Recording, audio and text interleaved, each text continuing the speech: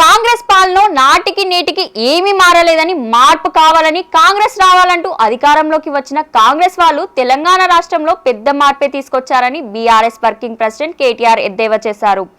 JNTU mess చట్నీలో వచ్చిన చిట్టెలక video clip ను జత చేసి కాంగ్రెస్ పాలనపై విమర్శలు గుప్పించారు.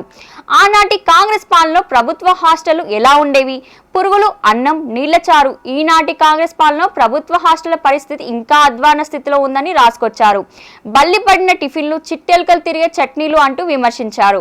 మొన్న భువనగిరి సాంఘిక సంక్షేమ పాఠశాలలో కలుషిత ఆహారం తిన్న విద్యార్థి జీవితం విషాదంగా ముగిసిందని, నిన్న కొమటిపల్లి హాస్టల్లో బల్లిపడిన ఉప్మా తిని 20 మంది విద్యార్థులు వాంతులు చేసుకుని ఆసుపత్రిలో చికిత్స పొందుతున్నారని గుర్తు చేశారు.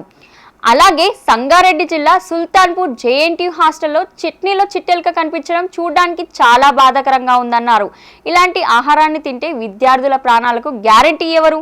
అల్లారు ముద్దుగా పెంచుకున్న తల్లిదండ్రులకు భరోసా ఎక్కడా అని ప్రశ్నించారు.